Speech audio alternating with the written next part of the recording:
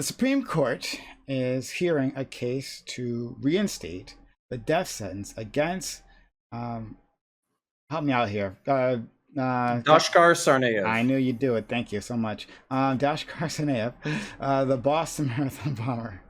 His death sentence was previously thrown out by a lower court. Biden's Justice Department says that Sarnaev is a motivated terrorist and the state has an interest in his death. Simultaneously, Biden has said he opposes capital punishment, and the Justice Department has put into place a moratorium on federal executions. Do you agree with Biden's case against Sarnaev? It's one thing for courts to decide a punishment, but is it different when the executive branch specifically fights to execute an individual? Does Biden's double standard on the issue play into your decision? So yeah, this is I think an interesting one. Yeah, Boston Marathon bomber case is right in front of the Supreme Court, and what really attracted to me is that like it's not just like a regular death penalty talk. It's the government deciding this specific, like the executive branch saying this specific person needs to die, not rather putting a policy in place, right? In fact, they have a policy that says the opposite. But this guy in particular needs to die, right? So I really am very curious what all your opinions are on this. We'll start with Fanatic. Yeah, so I'm not really a fan of the death penalty. I think it's pretty terrible. And I think the reason why it's terrible is because we know how absolutely corrupt our criminal justice system is. Too often we end up prosecuting people without actually having any evidence. God, the number of people that we've exonerated posthumously is absolutely ridiculous. I think the fact that if it was only happening 5% of the time, it would be too much for me. And it's like higher than that. It's really absurd to me. Like to think like we killed a nigga and then determine afterwards, oh man, like this nigga didn't actually do it. What's even worse than that is there's like obviously God knows how many different studies that have all demonstrated the fact that the death penalty is really, really biased. Specifically, the death penalty is assigned a lot more when the victim is white. A black victim, it doesn't matter if we control for like the number of victims, doesn't matter if we control for brutality or how grotesque the crime is. If the victim is white, we feel like, yo, this is worthy of killing a nigga. If the victim is black, it's like, I don't know, we'll get over it. And I think like that in and of itself is ridiculous. I know the Supreme Court ruled, I want to say in 90 something, 91 or somewhere around there. I'm bad with time. But they said something about the fact that like I believe it was 91. Yeah, they said like just having a study about it like doesn't like that's not enough to be able to say we need to undo the system as a whole. Like, and so they're maintaining the system even though studies are like there are studies that exist that are like, hey, y'all know this is racist as freak, right? Like we're really selective of this. So yeah, I'm opposed. And last thing, I'm sorry, I think it's really OD like optically sit there and think like, yo, you're the party that like literally says that you're opposed to the death penalty, and then you do stuff against it. But it doesn't surprise me very much. I don't think he should expect any kind of negative ramifications or blowback for this, because Kamala Harris, the disgusting wench that she is, was aware of evidence that would actually exonerate a man, and she maintained like her same posture and wanting to execute this guy, even though she claimed to be opposed to the death penalty. She actually refused in that case to re-examine the evidence, despite it guaranteedly exonerating, and I believe it was a black man, of his crimes. She was like, "Fuck that! I want it on my stats. I want it on my shoulder. I want it on my rank that I did that." Sure. Right. So that to me like speaks to their hypocrisy, because they do not have a problem with it. There are times where they will allow the death penalty, but then when it actually counts, they'll fight for it whenever it matters to them, whenever it'll benefit them. And I think it's absolutely atrocious, and so it makes sense that they're running mates. I was just gonna add on to that too. No, sorry, we're doing introductions. Okay, I'm sorry. No problem. Pan. Yeah, everything Fanatic says, I 100% agree with. I think it's extremely hypocritical from Biden. But this is kind of what you expect. This is a good tough on crime win, because outside of internet culture, no one's going to go in and say, "Oh my God, you're executing the Boston bomber! How dare you?" it's very hard to take a principled stance to this because obviously this guy deserves to die, and it's very hard to separate the fact that this guy deserves to die from the fact that the death penalty is an immoral institution. One example I like to put is if you're on a diet, right, eating one cookie isn't going to make you fat, but still having a general rule that says, hey, you're not going to eat any cookies is going to help you achieve that goal in the long run, even though a single cookie, it won't actually, might not actually be bad for your goal. Well, it'll stop you from, reaching your goal. And that's why you need to adhere to general rules and not just have arbitrary guidelines that you follow like this, like, oh well, actually this guy was really bad, so we'll execute it for him. No, you need to follow your general rules. That's the only way that we can ensure that all of this stuff that Fnatic talked about doesn't happen in the future. Is just by completely saying no to the death penalty, even when the person does deserve to die. Counterpoints. The opposite of what everybody has said so far. So, number one, fuck Dashkar Sarnaev. Number two, I'm perfectly okay with him being executed. As a matter of fact, he's like the main person I use whenever I have a death penalty debate. Number three, just because the system was fucked up in the past doesn't mean that we have to continue to perpetuate a fucked up system. I support updating capital punishment to say that there's only like 3 or 4 crimes that we hold out for, the death penalty. And on top of that, we don't have to just prove beyond a reasonable doubt. We have to prove beyond a shadow of a doubt. What I mean by that is we know this motherfucker did it. Like, not doubt, maybe he went for like milk at 9 a.m. No, you got pictures of him doing it. The witnesses said that he did it. This motherfucker did it, right? And that would be how I would get past the erroneous killings of people who don't deserve it while still holding people accountable. As an example of the crimes that I think would be worthy of the death penalty, I think in particular, rape and torture and murder killing, basically specifically sex offenses and torture mixed with murder would be something that would be worthy of capital punishment. I think infanticide, killing children specifically, would be a example of something that I would accept capital punishment for. And then terrorism or indiscriminate killing, like mass shooting or terrorism. I would think that would be another thing that I would be perfectly fine from a moral perspective doing capital punishment. Somebody brought up in a previous debate, like, oh, well, there's this warden who says that, basically if people had to throw the switch themselves, then they wouldn't want to do it. Just throw it off to conservatives, okay? If we know that they did it beyond a fucking, they killed a kid or they raped and tortured and murdered somebody, we know this beyond a shadow of a doubt, just throw it over to conservatives. I have uncles and parents and uncles who would be happy to throw the fucking switch for you. Don't worry about it. We'll take care of this logistics nightmare for you. Ubi. I love the death penalty, actually. I wish we would do it more often. I think that, I don't really care about the hypocrisy of Biden being anti-death penalty and them wanting to kill this dude. I think he should be killed. And yeah, I don't care if there's a double standard. If that's what it takes to kill this guy, then I'm okay with it. So yeah, that's it. Okay, Matt Latin. I'm really conflicted. I completely agree with Fnatic in terms of just everything that the death penalty has stood for in this country and how it's been abused. I think Counterpoint's idea that we can reform it to be better is valid, although likelihood is in question.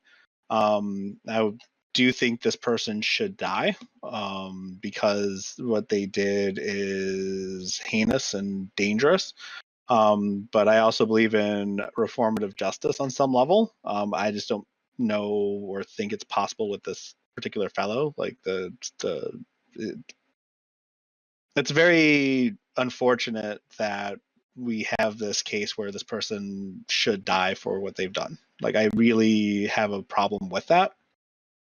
But at the end of the day, this is one of those things where we can get Counterpoint's uncle to flip the switch for us and just kind of move past it because we have to do something here. And I don't think reformative justice necessarily applies in this situation. I'm about Rice. Like, not only do I think that we shouldn't be putting these people to death, like, I think that, like, we should lower our maximum sentence amount to something reasonable, like most first world countries have done like 50 years ago. And I think that, like, the fact that we don't allow people to vote while they're in prison is like an absolute travesty as well. So, like, I'm for, to the extent that they were American citizens, which I think they were. I could be wrong. But if they weren't, then obviously they can't vote. But if they were, they should have been able to vote the entire time they were in there for 20 years or less. Smash. Yeah, I agree with Revolt. I think I also agree with Pan. I think that it's ridiculous that Democrats are bringing this, especially since in 2016 it was a platform issue to abolish the death penalty, and here we are 6 years later, 5 years later, and we're debating this as Democrats, and I just think that's fucked up. Okay. I ain't no Democrat. Amanda, if big on your mic. And RV. I would only add to what I think Fanatic had said is that really this is just reflective of the. See, you could say it's hypocritical on Joe Biden's part. I would say that ascribes a lot of cognizance and strategic ability to him. And I know that's, colorful, but what I mean to say is, this isn't something I'd put past someone like a Kamala Harris subtext within the White House, right? Because yeah, we ran on one thing and we're backpedaling on it, and she's a nasty individual, and he's not a cognizantly aware individual enough so that she can be nasty enough that I'm not surprised. And this is reflective of a Biden presidency. All right. Open to panel.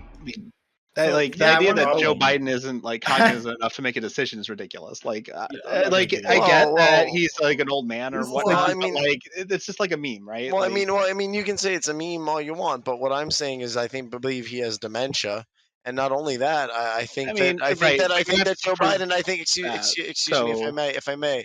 I think Joe Biden in his best form, the Joe Biden I grew up watching, the Joe Biden I saw in my early adult years, that Joe Biden, when he would voice his opposition to, liberal application, ironically enough, of the death penalty, I don't really see this aligning with his platform. And I actually agree with Doobie basically, which is that this guy's crimes are so heinous that, this is what we reserve the death penalty for. This is what it was designed for. I mean, Joe Biden has been backpedaling his entire career. Whoa! I believe we should. Is what I mean to say. That's my position. We should reserve it for that. Okay. Yeah, exactly. No, we don't. You're correct. You're correct. And then furthermore, I want to push back on the idea that when you're making a statement that we need to wait around like only for the cases in which we have like drop down, knockdown evidence, whether it's beyond a shadow of a doubt, and so on and so forth, whatever. Like as it stands now, our criminal justice system is based on the idea that things are supposed to be beyond a reasonable doubt, right? And it's crazy because now, even though we're supposedly beyond a reasonable doubt, we still have African Americans like over 1,900 exonerations since like October of like '89.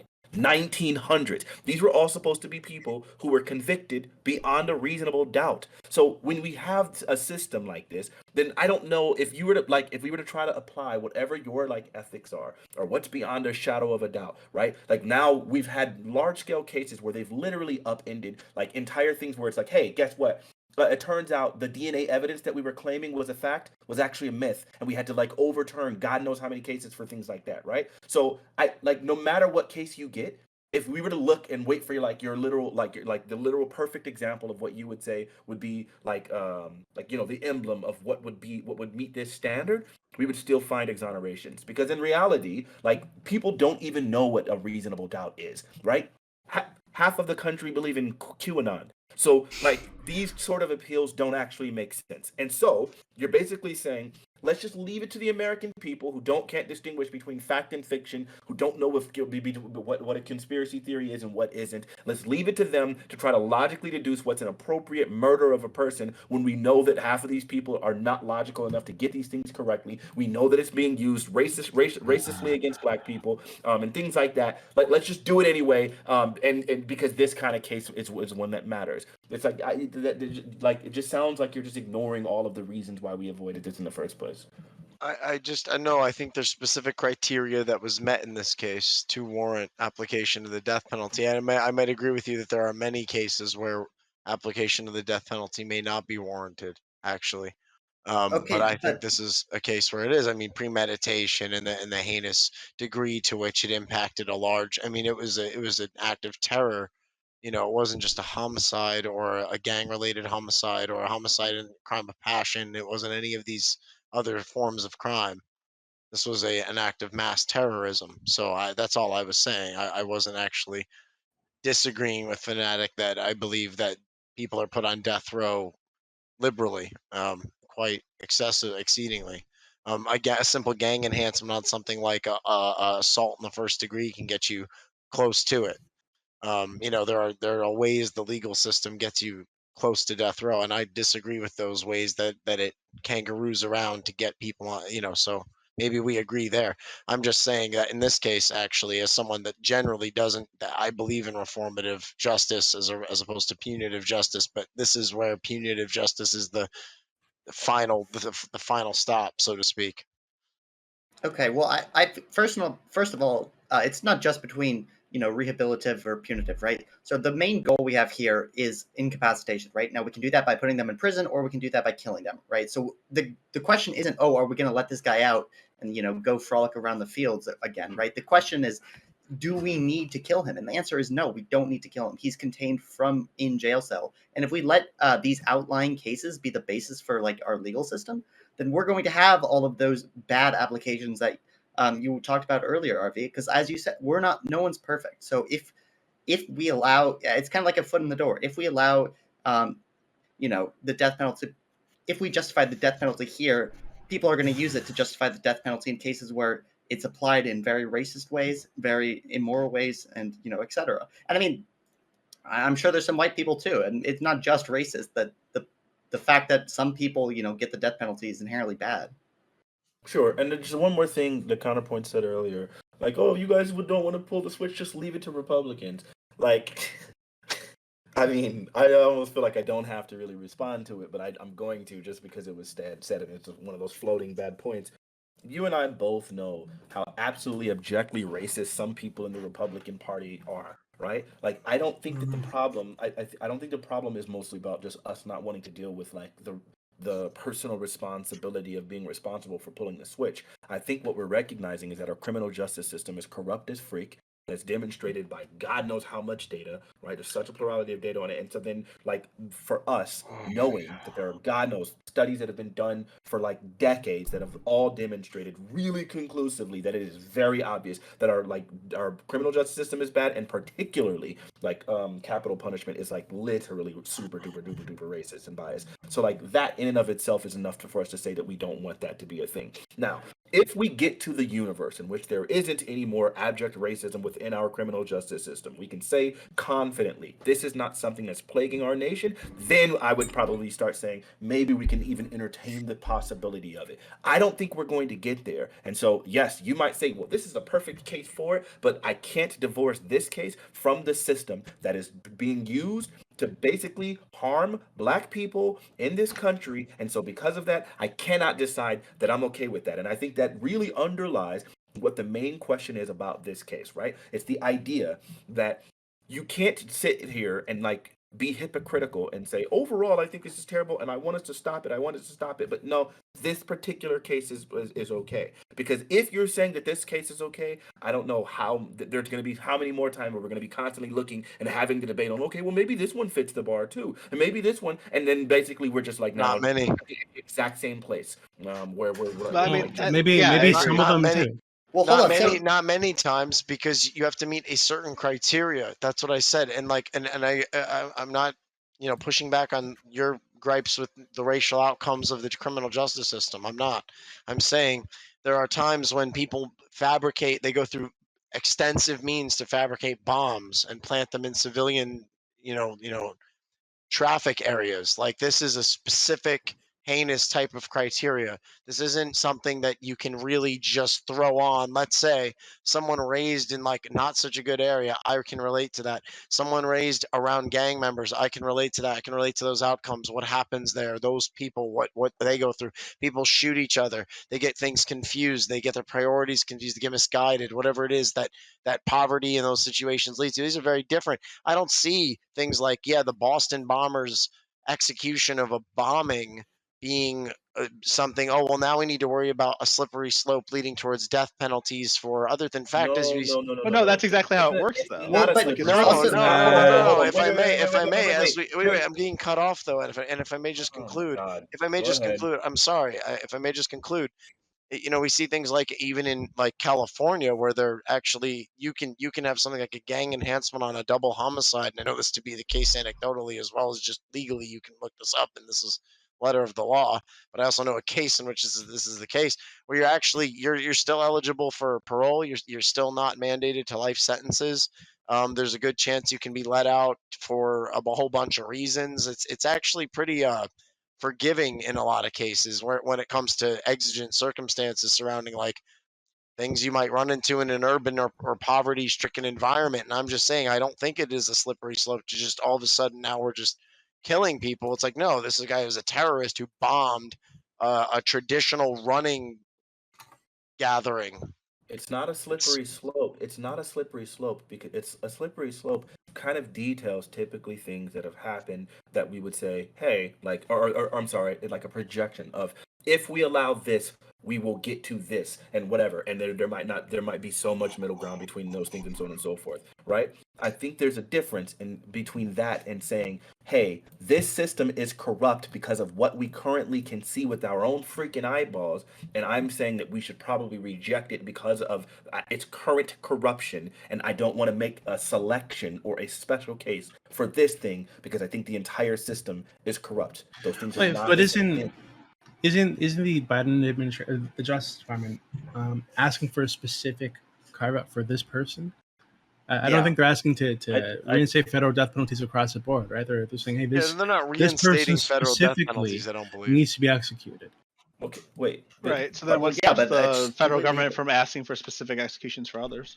Well, so if it's beyond a fucking reasonable doubt, if it's beyond a reasonable doubt, if there was a torture murder, then what the fuck? Well, first of all of these people are convicted beyond reasonable doubt, so we can't use that as an excuse. Hold the fuck up. No. Second of all, this case isn't as black and white as you guys are saying, because what RV was saying, like, oh, I can see someone who grew up in a gang circumstance, or oh, I can see X, Y, and Z. Well, can you see someone who was motivated by his older brother and followed along with his older brother and committed heinous acts under pressure from his older brother? Because that's why this case was actually struck down by the circuit court, because the prosecutors didn't let the defense apply the mitigating circumstance. They were going to argue that, oh, hey, he was actually, relatively coerced by his brother, grew up in that circumstance and was following his brother's lead, and because of that, he shouldn't get the the death penalty. So it's not just black and white. Like you saying, oh, well, there are these circumstances that you can understand. I don't think it is black and white. Am I the only one that doesn't care? There's a criteria that's met. Amanda? Am I the only one that doesn't want anyone to die, no matter what? Like even this person? Yeah, probably. I'm arguing for that as well, Amanda. Like in general, I don't like the death penalty as it is. But so yeah, not even this person. And I think, but part of my reasoning, maybe we have different reasons for why we feel that way. I think part of my reasoning is because of like how tangibly corrupt the system is, right? Like it's not a debated topic. The Supreme Court didn't say, hey, no, it's not actually accurate. They were just like, no, just because you have studies to prove it doesn't mean that we can upend the system. That was their argument. So we know, factually, this thing is corrupt as freak. And we're still arguing, well, I don't know. Let's let this corrupt thing work this one time because this one might not be a corrupt application. It's like, that freak out of here. See, I don't disagree with anything that you said, but it seems like you're still coming to the point where in a perfect system you'd be okay, and I wouldn't be okay even. I feel you. I can't. I'm not psychic. I'm just okay. So I will say, in a perfect system, I don't know for sure if I would still maintain the same ire towards the system as I do right now. But I know that we currently don't have one, and so because we currently don't have one, all I can say is, nigga, this just don't work, and I'm not about it. Knock it off. Even on your mics, Matt. Just Right, go ahead, Dibby. Yeah, but so Fanatic again, it doesn't seem like they're asking for reinstatement of the federal death penalty across the board, unfortunately.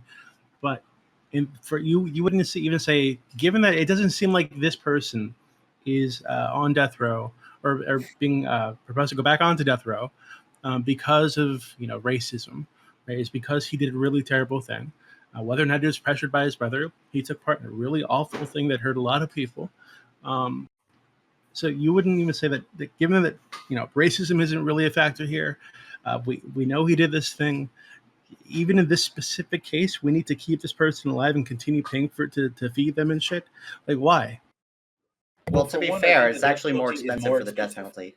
That's why? That's bullshit. Why? That's bullshit. No, it's not. No, it's not. That's a bullshit talking bullshit. point. It is bullshit. It's not bullshit. If you're okay, no. Everybody else is fucking more talk for 10 goddamn minutes. I would like to get in on this shit because, frankly, I feel like you're not addressing the fucking points that I'm goddamn talking about. And whenever we talk about death penalty, I feel like I'm fighting with a hand behind my fucking back because y'all just fucking use all these goddamn sanitized fucking terms for what happened. And whenever I try to get descriptive about the kinds of crimes that actually occur within society, I'm told that it's TOS for fucking Twitch. I can't describe torture. I can't describe terrorism. I can't describe murder because it's too graphic for Twitch. So I'm fighting with a hand behind my back, number one. Number two, pretending like, oh, well, the system is corrupt, therefore we can't improve it. Okay, well, I guess we shouldn't do shit ever again.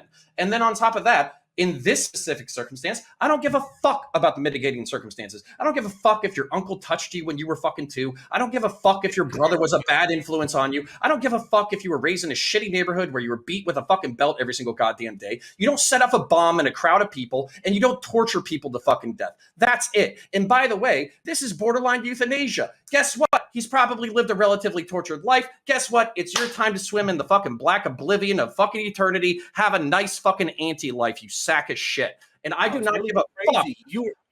Fanatic, you gonna address anything that I said, or are you gonna go back to the system is corrupt? The system is corrupt as it is right now, so we can't do anything ever. How do you get your panties in a bundle and then not say anything? Because you're rude as fuck the entire goddamn time, bitch. I don't care. Fanatic, you are so fucking rude to everybody on the goddamn panel for no fucking reason. Literally, people are giving you fucking hands. No, Fanatic, you are the rudest, shittiest motherfucker on these panels. Fuck yourself. Okay. The fact.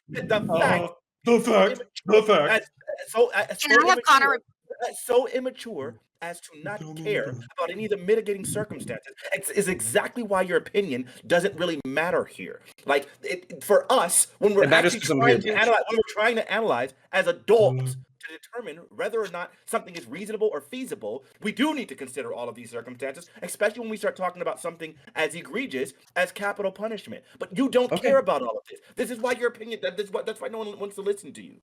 Okay, number one, y'all have been fucking circle jerking for fucking 20 minutes, so my goddamn turn. And by the way, Fanatic, yeah, you're right. If you get fucking molested or beaten as a child, that doesn't give you an excuse to set off explosives in a crowd of people or torture other human beings to death, let alone torture other animals to death. Yeah, motherfuckers, you're saying throw him in a cage and let him fucking sit there for 60 I'm saying years. throw him in a cage. I'm not saying let him go free. And I'm saying fuck that. You're asking us as taxpayers to pay for these people. No, me too. Like, why? Why should we pay to keep these people alive? Well, and Counterpoints put it the best. You're talking about someone that bombs a bunch of civilians. I don't want to pay for that.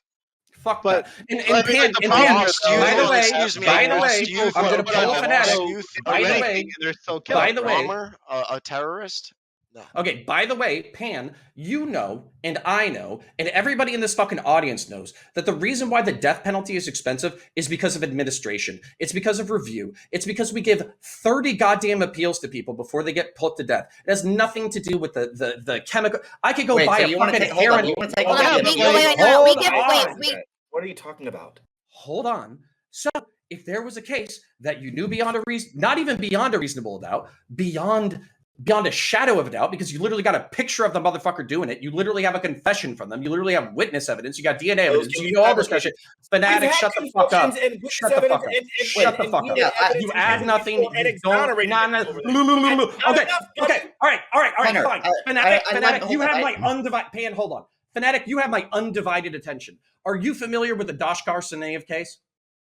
No, I'm not. Not this particular one. Not so do you think that there is any chance whatsoever that he is not guilty of the crimes that he's been convicted of? I don't know this case in particular. Yeah, The no point that I shit, made- motherfucker. Because point- it's the point exact that I made case earlier I'm talking that about. you ignored. You and don't you know still the had Boston it. No. bombing You're case? ignoring Because me, you whatever asshole. your bar No, is, fuck we can still you. find cases Fuck you. today, or we can look back, whatever bar you set, and we can find cases in which that would have been the bar, and we still had to exonerate niggas. Right now, Nothing you say is addressing anything I'm saying. Because all No, you it's just not. said right Shut now, the all fuck you just up. said right now was that we need to Mhm. make sure that we have DNA evidence and pictures of the guy and witness testimonies and Fanatic. confessions. And we've had literally all of those things before. Shut up. And I already still know had what to you're saying. exonerate niggas Shut up. I because have they another were question. innocent. Because So you have that my undivided bar is attention. not enough No. to establish guilt Shut beyond the a fuck. shadow of a doubt. You're You taking idiot. 10 minutes to Your be brain's what not said working. could be said in 10.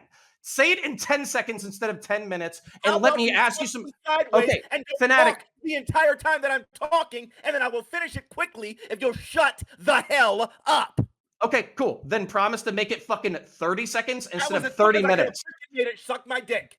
Okay, you can suck mine afterwards. Anyways. Okay, well, Connor, No. Fanatic has my undivided attention. All right. Fanatic. In this case, very specifically, we know, we don't think, there's no shadow of a fucking doubt, Dashkar Sarnaev, with consultation of his brother, put explosives in a crowd, killing like a dozen people and injuring dozens more, including one of his victims being a child. I don't think this. This isn't some fucking hypothetical. We know this. Okay? So the exact precise example that we're talking about is what I'm talking about. So in this scenario, if we were to replicate this standard of evidence in other egregious crimes like torture, rape, murders, in terrorism, I would be okay with the death penalty. Do you have any counter argument that doesn't pull to the past and deals with what I'm saying? Think if the standard that you're establishing, if you think it's supposed to be foolproof, and my goal is to go to the past to show you. You already fucked up. I don't care. I don't care what you have to say. My goal to the past to establish the fact that simply pointing out, that your standard of evidence can still be applied to has been applied to cases where we still needed to exonerate niggas, because clearly we can still get things wrong. If you're gonna automatically tie my hands and say no, that's not enough, or we just can't do that, then you've just created an unfalsifiable thing. Like, that's stupid. Counterpoints. If you can hear me, like, my issue is, well, the defense brought up, right? Like, in the article they talked about this, and the defense they brought up that the older brother could have been the one influencing the younger. I have no idea. Fucking no idea. I don't know, right? But this could be the case where, you had someone who was older, and the other it was a young guy at the time. What was he, like 17-year-old when this happened? If I'm wrong, please, I'm sorry. He was a teenager. Yeah, it was like a teenager when this happened. Like, is it a possibility that his brother could have been the major influence on him, making him do this, and that otherwise he would not have done this? And if that's the case, would you still be willing to give this kid the death penalty for this particular heinous crime? Counterpoints? Did you hear anything I said? I don't know. Yes. Oh my God! Maybe it really If did walk not, away. I would like to. Go ahead, Pan. I kind of want to respond to something he said. So he was like, "Oh, well, the only reason the death penalty is so expensive is because people who are on death row get an appeals process." Yeah, I want them to have. If they're facing death, that's exactly what I want. I want them to have an appeals process. So for him to say that, oh, it's only expensive because they get appeals, well, that implies his solution is, well, just get rid of the appeals then. Well, no, I want appeals like this to be heard. I want appeals like, oh, well, maybe his brother did it. I want shit like that to be heard. I want, oh, well, the prosecutor acted improperly in this case, so let's argue about it. I want that shit to be heard. So yes, I'm aware that it's not just super expensive, but the reason that it's expensive for a reason, I mean, it's like kind of crazy because like I had a toe and counterpoints like, pool, like thinking, okay, this guy needs to go. But like the way he argued, like for vengeance, like he wasn't arguing for justice here, right? Like, he's arguing for just like outright vengeance, which I understand. Like I think that's a big part of it. Like it just makes me more likely to say that maybe nobody should get capital punishment because we're not able to actively like and logically talk about the scenario without like letting our rage guide us, right? So like, I mean, counterpoints like rage is like his second language, like or it's his mother tongue, so he can't really. I mean, he can't speak with outrage. I think that's a ridiculous Says thing the to say. kettle? So to say Like, what the exactly. fuck? So it's I not disagree. really. I think counterpoint has been This very is reasonable this here is in this retribution. Right? These people did something awful to our community, right? There's no reason we should have them around. I don't care if his big brother pressured him to do this thing that maimed hundreds of people and killed others. I don't care if Charles Ng had a bad childhood and that's why he had to record himself torturing and mutilating women with his friend Leonard Lake and they boiled a baby alive. I don't give a fuck if his bad childhood led him to doing that. Right? These people do not need to exist in our society. I don't see any reason to keep them around. If there is no shadow of a doubt, we have them on video. They're dead to rights. Fuck them. Get rid of them. I mean, the problem is that like there's a motivation and like an opportunity for people to lie and cheat and steal and like still kill innocent people in this process, and the fucking state just doesn't have any business going around killing people. Like, I mean, it just is. It's crazy to think that like this is helping. That's like it the main help. thing it does. I mean, That's the point though. That's like what it does. That's them and like not us. At least it's supposed to be. And I understand how ridiculous that sounds too. Like we shouldn't be killing anybody, but like the two different. Wait, but No, so there's Revolt, plenty of can you give people me worth can you give me a killing. good reason Charles Ng should have been kept alive? No, Or, no, or, like, as a- or, the guy- or the fucking guy is- Samuel Little, who went around the country Right. The raping exception- and strangling dozens of women for These decades. exceptions- Why should these this person by a rule. laughs about it, admits what laughs about it, tells stories about he was plucking grapes off the vine when he was doing it? No, it's terrible. Why should this person be alive? Why should this person be getting medical Why should they attention be dead? and food? Sure, Because I'll tell you. they provide no because they there's don't no deserve chance of to rehabilitating exist. this person. They don't Why deserve do- a chance of rehabilitation. Why does Sure. They killed being dozens dead? of people. I think about 96 women have been raped and strangled by this guy that we know of, that he admits that he laughs about. Why should I keep this person alive? I'll tell I you mean- why. Because death is really, really easy for these people, and it really seems to me like we're really giving them an Fair. easy out when we do something. So yeah, I don't care that you don't care. Shut the hell up while I'm talking.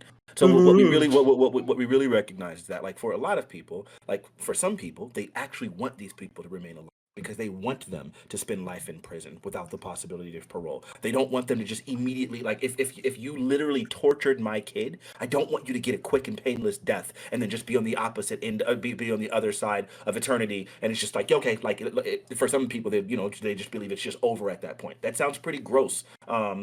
It does cost a lot of money and with good reason. So it's like, man, we're gonna spend a lot of money to give this guy an easy out instead of having him be forced to live with what the freak. But Fanatic, what happens to Heroin costs rapists? $10. What happens to rapists and murderers and terrorists in your religion? Don't they go to hell or some shit? Is that easy? Is that the easy out? It depends. I mean, you can obviously you can repent. If a man is still bragging about raping and murdering dozens of women for decades, does that guy go to heaven? Is death the easy out for this guy? Sure. So for a person that's specifically bragging and whatever about it, then that wouldn't be the case. But I think the big problem that we're having here is that you guys keep looking at individual cases, and I keep saying rather than focusing on an individual case, I'm going to look at this situation broadly and say broadly, this is something that I don't want. And because I don't want it broadly, I'm willing to bite the bullet on an individual case, even if I can say this is an individual that I feel extremely confident beyond a shadow of a doubt. I'm still going to say broadly, this is a system that fails. It's not a good system, and so I'm going to fight against it broadly. That's what I'm going to say. Does that make sense? Okay. Do you think systems can be improved over time?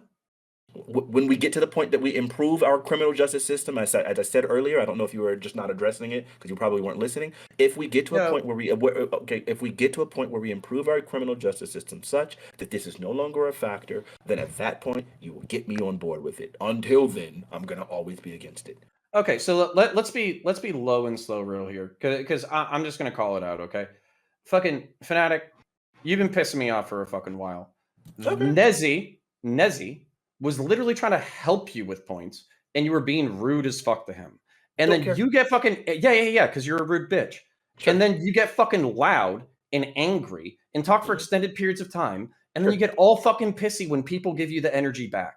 It's annoying as fuck. You and I have had a good conversation in the past. I don't know why we're incapable of doing it now. But frankly, you've been doing the same shit over and fucking over again. So just to let you know, every time you give me this fucking energy, I'm gonna give it right back because I'm fucking tired of you throwing a fucking tantrum. I literally don't care about your assessment for what gives you the reason to be cutting me off and making me respond in the way that I do. I don't care. I can't care less. I don't value what you're saying. And frankly, okay, good. Bro, You're I'm a rude just not bitch. going to engage Okay, with you on that level. Okay. Because that is. Okay. All right. Well, I'm glad we're all I friends. just don't want here. to get toxic for no reason. That's stupid. No, that's fine. Waste of Here's the time. deal. I'm a responsive guy. Like I didn't yell at you the way I yelled at Counterpoints because Counterpoints always has his panties in a bundle, and every time we're literally having a basic conversation, and then he hits this literally every time. Wait. Let me talk for just a second because right now I'm really upset, and you guys have been going on for a while. Literally, it's the Counterpoint special. I should make a montage of it. Yeah, Fanatic, you don't say that. You just scream. You just scream real loud at everybody. Like, what do you like? Connor at least warns us. You just get real loud. Can we get back on the topic? This is like I think you're both beautiful girls. I love you guys. Let's just get back to the topic. As this other wonderful. So this reason Leonard Lake, Charles, and Sam Little, right? This Tsarnaev dude. Why should we keep it if we know they did this? Like the point. So and racism and the specter of racism is not an issue here. We know they did this. But why should we not have like these like open and shut cases, right? That we presume we have all the evidence for, and then we kill someone. And I'm not saying that this case is like not an exception. We definitely know that he did what he did, right? But like the point that Fanatic was making, and like I kind of agree, is that like this doesn't necessarily happen all the time, and our system isn't perfect. And if we're allowing deaths to happen in any one specific area, we could be allowing deaths that shouldn't be happening to happen. Can you address my point that with specific crimes and with a higher degree of evidence, such as the examples that we're using today, in which we know this motherfucker did it, why are we not allowed to reserve the right to do this? I understand you're talking about from a utilitarian principle that innocent people have been put to death in the past. I understand that. I also understand that some people say that going to jail or prison is a worse punishment than death. I understand that. I also understand the administrative fees and all that kind of shit. I'm saying in a very narrow hypothetical, we know this person did it. There's 3 crimes that I articulated: infanticide, torture, murder, and terrorism / mass shooting. That's what I'm talking about. So in those 3 specific instances where we know the motherfucker did it, why can't Doobie and I say this motherfucker doesn't deserve to exist anymore? Yeet. Because there's plenty of people whose parents or family members are surviving whatever, or society in general, that absolutely feel like the death penalty is in and of itself like something that is like an easy way out for these people, which would cause them to be opposed to it. Even besides that, like, counterpoints, can you actually say like 100% that like with your position that you would 100% be able to guarantee that every single person that is like in this has this role will be killed and not be innocent, right? Like we've got like hundreds of eyewitnesses, right? Like what if, for example, there was this guy that was killed in a town, okay? Like it was a town in Iowa. I think it was like 1980s. He was shot in broad daylight, and everybody in that town conspired to not reveal who was the shooter, right? Like this person was like an asshole. Everybody hated him. He did terrible things to everybody in the town, and someone finally had enough, capped him, and then they all claimed that it was an accident or some nonsense like that, right? Like, how can you guarantee without a doubt that there won't be a situation where 100 people will confirm that this person did this really heinous thing, and then it will turn out that this person was innocent in the first place? But that's not the example. That's not the example he's given. But Nezzy, let me address it. So the cool thing about living in the modern era, especially in the modern era with cell phones and all that kind of stuff, is we have a variety of evidence. We don't just have eyeball witnesses anymore. Eyeball witnesses are notoriously unreliable, right? We don't just have DNA. I'm sure that, as Fanatic was bringing up, there's examples in which DNA evidence was fudged. What you would use is like a collation of all of the data. You would have DNA, you would have eyewitness testimony, you would have confessions, you would have witnesses. And if you don't meet this metric, right? If you don't meet the cumulative metric of beyond a shadow of a doubt than life in prison, right? So We have as an that example, metric. hold on. like- Wait, no, hold we on. have that metric. Like that we use that. Mhm. Like, what are you talking about? Like that's what we No, use. no, beyond a shadow of a doubt is not the same thing as like beyond all doubt. Beyond a shadow of a doubt is like there's a different term called preponderance of evidence. I always mix this I shit know up. that. Yep. Yeah, preponderance of evidence I think is like 51% or 60% or Civil something like cases. that. Yep. Yeah. So basically, beyond a reasonable doubt. Like, okay, so this is the perfect example. Somebody would have to remind me of the name, but there was I want to say it was Scott Walker out in San Francisco, where I could be getting the name wrong, but the wife died. She was pregnant at the time. The body was found in by Alcatraz. It was tied to a cinder block. Her body had burst apart.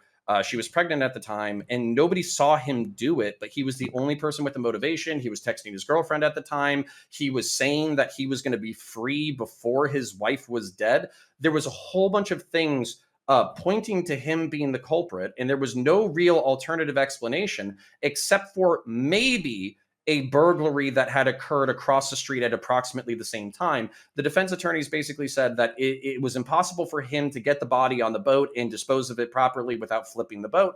And also this burglary occurred and it didn't work out. He got the death penalty, and then the death penalty was rescinded before he was actually executed. In that kind of case, I think you could set a legal precedent that this is not beyond a shadow of a doubt. It's all pointing to him. There's nobody else. But you don't have pictures of the motherfucker doing it. You don't have videos. You don't have secondary witnesses. You don't have DNA. You do not know that this guy did it. So But the based people off of that, the people determining that we're people, we're inherently flawed. yeah, but this is frustrating for me because like you're acting like systems can't be systemized. But Like, let me Systems systemize all the time. I'm acting like systems can't be perfect, especially when people are running them. That's Yeah, exactly Then how it. I can was we gonna that's say, why justify you putting said anybody in a you're cage literally and destroying trying to someone's argue. life? You're literally trying to argue for like, okay, what about when we get to a point where there's no more human error, right? Because no matter what system we're going to look at, then it's going to have to be judged by individuals, right? Like members of our society are going to have to determine whether or not this is something that like meets the standard. We already have done that when it comes to beyond a reasonable doubt, right? And even though we know what beyond a reasonable doubt means, then that means that there should be no exonerations, yet we have so many of them. That leads me to believe that leads me to believe that even if whatever standard we set, that people's ability to understand that standard and really stick to it is not realistic. So because of that, I'm going to be opposed to it. Okay, so let me address this head on. I would be taking your criticism more seriously if the case that we were talking about tonight wasn't the exact kind of case that I'm talking about. This is beyond a shadow of a doubt. It's not even in dispute. So there are cases that exist like this. No, I listen to you exactly. I feel like you're not processing what I'm saying to you. I am processing. Okay, go ahead and finish, and then I'll steel man what you're saying and tell you why it's stupid. Go ahead. I've already said it 7 fucking times. I know. So then, can I just interject real quick before you guys have your back and forth? Like, you guys are fine to do Please. that. Let me just interject real quick. No, like I think fuck the you, point. mad lad. Fuck you, Matt. Fuck you. No, but Sack of shit. so the point that we're talking about, like with this specific case, like there are definitely like cut and dry cases that have existed historically where even though we are very much aware of who did it or whatever else, they have gotten out by reason of insanity or circumstances, right? And like the reason we're even having this discussion in the first place is that a circumstance was brought up. Like Prime was saying, he was a teenager influenced by his older brother, and thus people are arguing that he should get a pass, right? So like it's not inherently just like who did it, do we kill them? It's did they do it, and were they of sound mind when they did do it, right?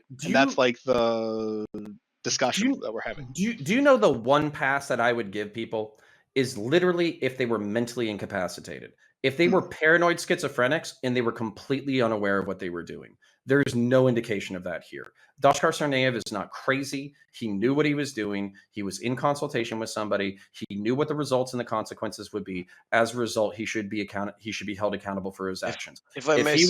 Yeah, sorry, go ahead. If I may say one thing, yeah, and I understand I'm a newcomer to the streams too. I'm trying to respect that, but I just want to add the guy in this case the preponderance of evidence was so exorbitant, right? And we've illustrated this.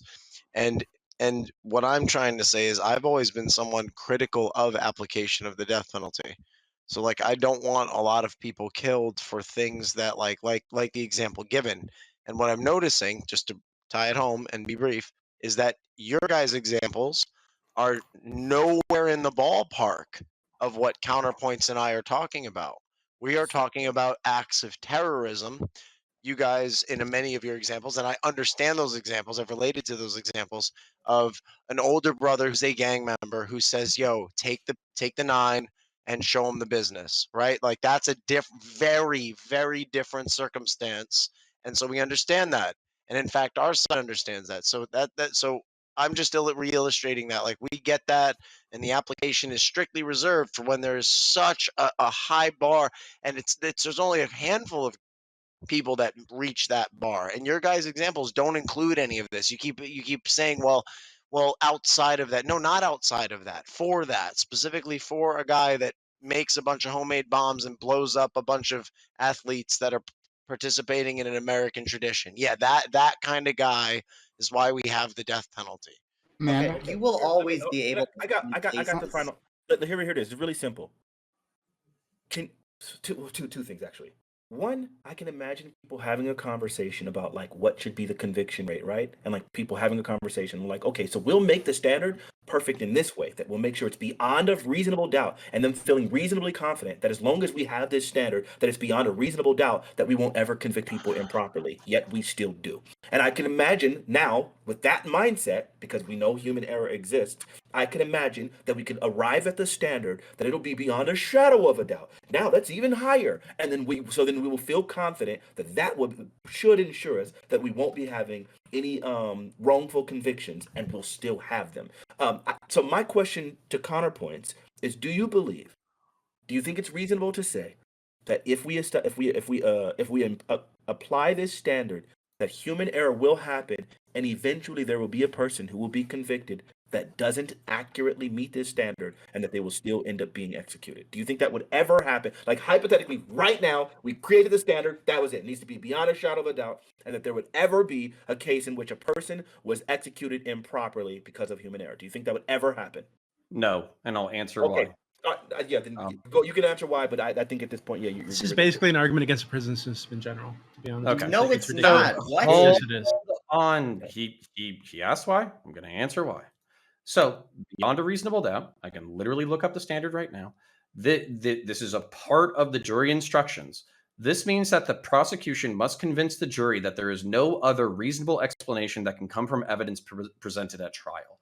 What that means, so for instance, the same reason that we were talking about the homicide, where the dude killed his wife, the reason why he is convicted, despite nobody seeing him commit the crime, nobody saw him do the murder. There's actually no physical evidence that he did the murder at all. There's just a bunch of circumstantial evidence. He bought a boat a few months before disposing of the body. This woman had no other people who would be interested in her death. He was texting his girlfriend before his wife's death about how he couldn't wait to escape his wife and be with her, very specifically that his wife wasn't going to be a problem in the immediate future. There's no other reasonable explanation for why this woman is dead besides the fact that this man killed his wife. That was sufficient for conviction of beyond a reasonable doubt. With beyond a shadow of a doubt, as I've said before, Nezzy has backed me up, is you got a picture of the motherfucker, you got videotape. Hi, my name's Connor. This is my social security number. I'm going to hack this puppy to death along with a bunch of babies. Like that is going to be the kind of standard that you need. And you're acting like this is like technologically infeasible in a world filled with smartphones. With GPS tracking built into everyone's pocket. Cell phones, and DNA. And by the way, I'm almost done. And by the way, I'm not saying one piece of evidence that supports conviction. I'm talking about a totality of circumstances, meaning that you have multiple sources that are absolutely not even pointing to. This motherfucker did it. And the reason why I'm getting pissy with you is because you keep acting like this is some strange fucking hypothetical, right? When literally the case that we're talking about tonight is the example I would use. Right. But it doesn't. Fine. Not just I get it. So I love it. So you're not engaging with it. You're not engaging with my pushback. Oh, I'm engaging. Hold on. Can I ask for clarification? Can I ask for clarification? Smash. Smash. I just want to ask a question. I thought that Counterpoint said that it was Scott Peterson and Lacey Peterson is who he's talking about, and I don't remember the specifics of the conviction, but I thought he said that he was convicted to the death penalty, but then the death penalty was overturned. I believe, yeah. If there's a dead woman who is pregnant, well, then there you go. Like that person was convicted beyond your. Well, I guess you're saying no, but that's a flaw again. Like this because hold on. Can I explain this? I want to explain this. Holy shit! I was already about to talk really quickly. I'm just going to say really quickly that it's insane to me because basically what you've said thus far now, like by my questioning, was you're basically saying that the beyond a shadow of a doubt would be humanly infallible, and I think any person actually listening to this with half of a brain can obviously see that there's no system that's going to be humanly infallible, just like beyond a reasonable doubt, a reasonable doubt is not humanly infallible. Neither will beyond a shadow of a doubt. Like just upping the bar doesn't get rid of human fallibility, and that's exactly why it's a problem. Okay, Fanatic, Fuck this. Hold on, Fanatic. I would be taking your criticism a lot more to heart if you read the Doshkar Sarnaev case, the thing that brought us to this debate in the first place. I'm not specifically. Literally, no. Just take 10 minutes out and read the case. I will not do that. I will not do that. Oh, good. Don't inform yourself about the hypothetical that we're dealing with. I will not do that. You're doing great. Okay, stop. Oh my God, we want to move on. Because we're not specifically. I'm not making a point specifically about this case, and you refuse to engage with that. Because it's an example. You Okay. Stop. That I've made. Stop. Jesus. Stop. Okay. I'm done talking for the rest of the panel. Okay. Pan wanted to say something before. And Doobie. Yeah. So I was asking with Connor. Yes, I actually kind of agree with Connor that there are going to be cases where we know that someone did it. Matter of fact. However, I don't think that that's transferable to other cases, right? I don't think there's a high enough standard that you can set that, yes, this case would pass that standard, but that doesn't mean there aren't going to be cases that are closer to the threshold that are marginal cases. I don't think you can set I think at the end of the day, what you would have to do is you'd have to have an arbitrary policy. I think that's the only way you can ensure, and I think that's the only way you can ensure that no one, in trouble gets this. And I think what Fanatic was trying to say is that, okay, yes, this is one case, but laws are usually general, right? We're talking about standards to set. This isn't a problem because we really care about this Boston bomber guy. Like, oh my God, I care so much. We're talking about this because this the precedent we set here is going to have an effect on future cases, right? So it's completely fine for him to apply to alternative cases, in my opinion, because that's what I'm worried about too. Like, I don't give a shit about the Boston bomber. Dude's a fucking prick. I agree. I think that world would probably be better off dead. However, the precedent could harm people in the criminal justice system in the future, which is what I think that a lot of us are worried about. We're not worried about him specifically. Yeah, it'll harm people that bomb marathons. Hold on. No. I want to address. Sorry, we got to get other people in it. We don't have a limited amount of time left. All right, go ahead, Doobie. Yeah, so I'm just wondering, like, how far you guys would take this, right? So, like, Dylan Roof, for example, I don't think there's any reason to believe Dylan Roof didn't kill those people. Nicholas Cruz, if the guy who did the Pulse nightclub shooting, that piece of shit, if he survived, like, should we keep him alive forever? Is there like any reason to believe that this person shouldn't just be executed? Like, yeah, I understand there are cases where there is like some, you make a case and then you go to the jury and hey, it's beyond like a reasonable doubt or whatever. Hey, these people are gonna get convicted, and hey, maybe that's not enough for you guys. But there do exist cases where there is zero doubt. We know this is the person for sure, 1,000%, zero possibility that it's anybody else. You're telling me even in those cases, right? If what happened in New Zealand had happened in the United States, where this guy recorded himself massacring like 50 people for no fucking reason, right? If that had happened here in the United States, you'd think that person should be allowed to live? You think we should pay to keep this piece of shit alive? Like, why? I really don't understand. You will always be able to find cases that meet your particular standard, right? But that doesn't mean you can set a general standard going forward in the No, future. that's Yes, exactly it what that means. does. That's exactly what that means. How is Hold it? on, How, hold on, okay, hold how on. would you do Excuse me. this? Hold on, hold on. I need him to hear himself. Okay. You just said if you can't set a standard because you will always find a case that will reach that standard. No. That's exactly why No, we I are said saying you shouldn't you create need. general laws off of individual cases because the cases are No, that's not what you uniquely said. You bad. said you will always find a case. Yeah, you And will yes, always you will. find He named several. Hold Yep, on. and Hold I on. agree with him. Okay, so since we can always find a case, hear me out. We can always find a case at this level. This is the level we apply it at. That is a case for our argument, not against it. But it's not a general level. It's our friend. arbitrary. You picking and choosing, like, oh, I think this No. one meets level. It's this level. You're not coming up with No. some sort of system that can be applied generally in the future. You're Okay, just Hold on, doing wait. this The whole thing. arbitrarily. The problem is like everything that you guys are talking, even like with law, everything's up to interpretation, and people have to interpret that. No, I wish Pisco. I wish in the penal code. We have. I wish Pisco was wish here Pisco too. Wait, hold on. was. Can I ask a question? Hold Really on. quick? Oh, Connor, please. So if one of these people admitted they did this thing, right, and they were proud of it, like the guy in New Zealand was, right? He admitted it and he's proud of it. Hey, I did this fucking thing. So if the standard was that they plead guilty to this thing, right, that they're accusing them of, and beyond that, there's no fucking reason to believe they didn't do this thing. Is that enough for you guys? Who the hell is going to plead guilty if they know that that's going to happen? Unless that's what they hold on, shut up. Unless that's what they want. Okay, right. I don't care what they want. I don't care what they want. I want them dead. I don't want anyone dead. I don't give a fuck. You can give me the absurd example, and I still won't. But people do plead guilty to things that they didn't do, right? I mean, so like that, even then, that doesn't work because people. I mean, that being said, though, like I think that might be like something that I could be on board with, right? Like they openly acknowledge the fact that they did it, they're proud of it, et cetera, and we've got all this like evidence, and they're like admitting to it. Like I think that is a line that is pretty close to infallible. Like I hate to bring it up, I want to kind of go.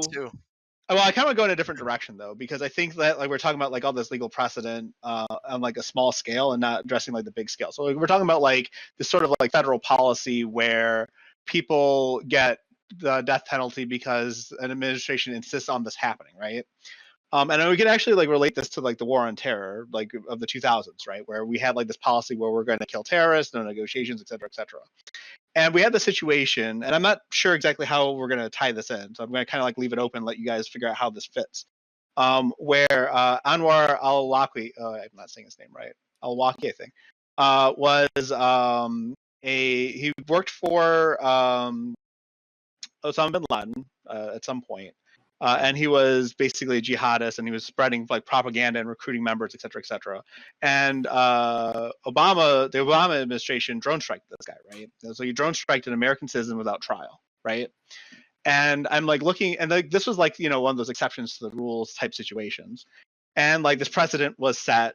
And then I was looking at future presidents insisting that like certain groups of Americans were terrorists, and because they're terrorists, like connecting that to what happened to Anwar al-Awlaki with the drone strike, I could see a world where like a president declares a group of terrorists, and then we're actually like attacking American citizens. So like, at what point is this sort of? No, it's not. It's actually a good point. So like, at what point does like a national policy kind of get to a threshold where we start like turning on our own citizens? No, okay. So this is a major concern of mine, is that we have militarized the global war on terror to the extent that basically we're bringing some of that shit home, right? And when I see basically vast swaths of the American populace being declared terrorists on social media, even if the descriptions are fucking accurate, I see this shit as a fucking stepping stone where the government is creating consensus to the point that they're trying to open up this legalistic can of worms, at which point they can start bending the law. So I completely understand your concern. But unfortunately, I feel like it opens up a can of worms that's like not relevant to what I want to bring forward to you right now. So my point, I've said this again and again and again and again, beyond a reasonable doubt and beyond a shadow of a doubt, not the same thing. And if Pisco were here, I would hope, while completely disagreeing with me on whether or not capital punishment was, worthy or whatever, he would say that these terms have specific definitions, that they use case precedent in order to set standards, that you can set those standards very specifically, that judiciaries know what these words mean. So to us, on the outside, they can seem very vague and opaque, but to the inside, they have very clear legalistic definitions that are they're repeatable, almost to the point of like a science experiment based off of case law and definitional understanding. Sure. Now, so wait, I actually wanted to tie this together though. I want to concede a small point of it. There's lawyeristic cunts that are going to play with the meaning of words in order to get what they want. So I'm conceding that up front, but I'm telling you, you could make the acting like you cannot create the standard to be airtight it doesn't make sense to me. Like, I feel we could make an airtight standard, right? Like, we could say, if you are 1,000% guilty of this specific crime, then we're going to sentence you to die. And the question is, like, what crimes are allowed to be considered for the death penalty, right? Mm-hmm. So being a terrorist apparently means that you don't even get a trial, you get drone striked, right? So, like, let's say the crime was, I don't know, sedition or whatever, right? We're going to guaranteedly give them the death penalty as a result, right? Okay, but I'm familiar with the case. Part of what they were arguing for with the death penalty, or like the extrajudicial death penalty in this case or whatever, was their inability to reach him, their inability to extradite him and put him through the judiciary process, because I think he was in like Yemen at the time or something. He was in Yemen, yep. Yeah, true. Yeah. So I think that's bullshit. I think that if you're going to break the taboo of killing American citizens without a trial, fuck that. Send in a fucking SEAL team in order to kidnap his ass. And if he fucking shoots at you with machine guns, then kill him while he's resisting arrest or whatever. But I'm just saying that there is even nuance to the legalistic case that you're talking about very specifically. And by the way, so this is something that I think you were poking at.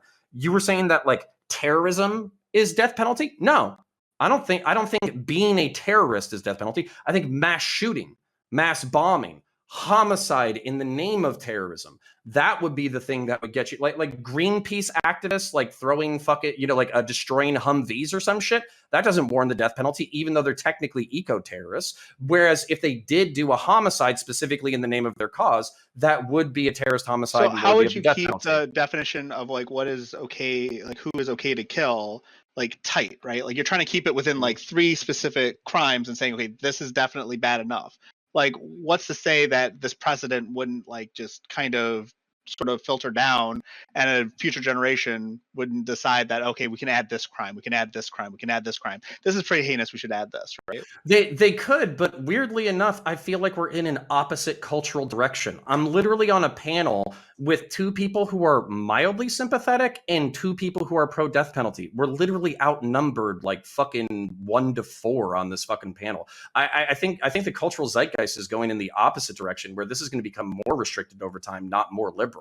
And I actually said this at the beginning. I said, as you see, you can, if you, in fact, what used to mean you would get capital punishment just a few years ago, actually, like maybe 5 years ago, what's called an SRG enhancement, security risk group enhancement. It's also known just as an enhancement. You might hear, oh, they hit me with a gang enhancement on this homie. Well, on a homicide charge, they can enhance it, and that'll allow them to pursue certain things. But what you're seeing in the legal sector is actually DAs are opting to go for reformative solutions. Like, no, we'll give you 20 years, and if you behave for 20 years, you're out on parole. We'll try and work that out with you. We'll give you the 11 years you had in jail as time served, and now you got 9 years left, and you get a fucking job, and you're living like you're in the military. Almost, not to say, but you're up at 5, you have a job, you're pissing in a cup every 3 times a week. Oh, you lost you, bud. Yeah, we lost your audio. Your mic's dead. I'm sorry. Anyway, we're not going in the direction of let's kill these folks. We're going in the direction of let's give them 20 years, 30 years. They were in a gang. They shot someone when they were 20 years old in the name of a gang. That's about one of the worst things you can do. We used to capitally punish people for this. Nowadays, you're seeing DAs are going for, no, let's give them 20 years. Let's see if we can give them that 11 in jail as time served. I don't know if you heard me say that. And let's see if we can get them out in 9 back into the community. DAs are moving more towards this, especially in the coastal areas. Now, I'm not going to say this is universal, but I agree with counterpoints. I think there's an understanding that, well, okay, so homicides, especially since that's what we're talking about, I think rapes, there's less understanding for. I think homicides, especially though, as we talk about it as a topic, there are circumstances we're starting to see people are a lot more understanding of certain situations you might grow into. Yeah, or so I mean, might I agree with you guys. So- I do think that we are so getting I less and disagree. less. So I disagree that we apply it. In fact, I think it's I mean, reserved like- for the most heinous and most. Well, this is just like despicable a and general most trend, though, confirmed. right? Like this is just like a general trend, and like the trend doesn't necessarily have to go in like one specific direction, and like just events, like current events, will affect what trends happen, right? So like, yeah, we could say that we're getting less and less into the death penalty, but let's say there's like a outright crime spree where people are getting murdered, like the Mexican cartels have infiltrated the American system and are actually like executing people on the streets. All of a sudden, I think you'll find that like there would be a big turnaround, and people would kind of be a lot more open to killing a lot of different people for a lot of different reasons.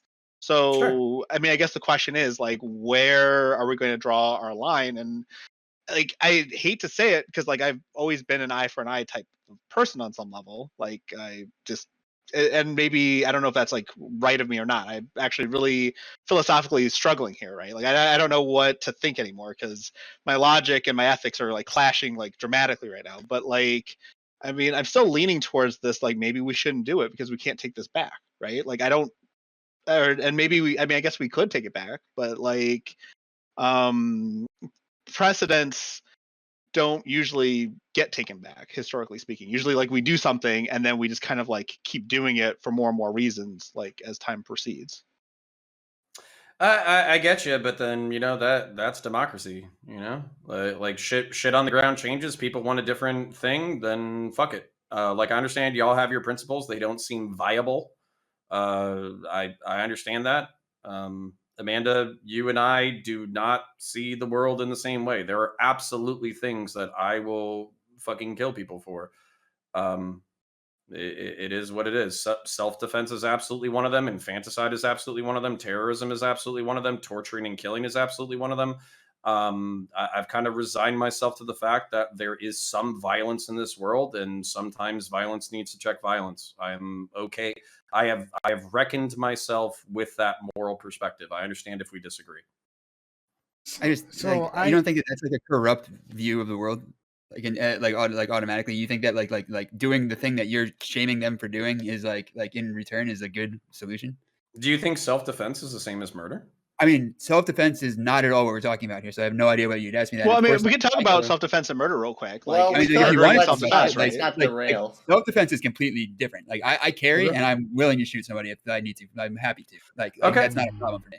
But like, I'm saying that like as a country in macro, like we don't make policy based on single cases, right? We don't make policy based on like emotions, and like like we're not supposed to. And like the whole thing here is like. Killing this guy is going to upset the families of the survivors, like or the families of the victims, right? Or the people who survived. I linked an article in the Discord that had like 15 or 18 people that wrote letters saying like, don't try to give this guy the death penalty. We don't want to live through this again. We don't want to see the appeal process. We want this to go away.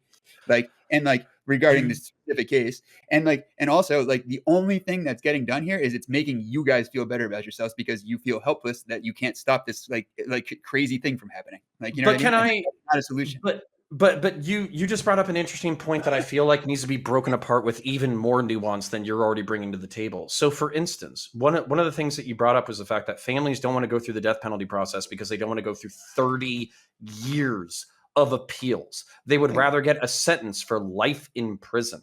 This is a self-imposed administrative issue, which, by the way, technically, I agree with y'all on an incremental basis where a lot of crimes that are currently capital punishment shouldn't be capital punishment because it's going to waste administrative time because you can't prove beyond a shadow of a doubt that this person did it. So you have to keep relitigating it over and over and over again.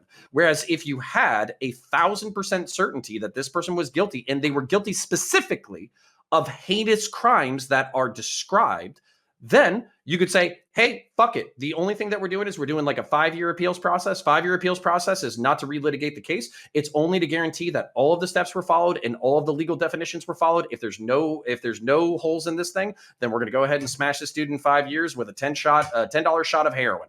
This solves all of the administrative objections and the moral objections that you bring up. And oftentimes one of the things that was interesting about that study wasn't necessarily that the people cared whether or not the criminal lived or died. It was because they didn't want to continue to experience the trauma for 30 years of litigation.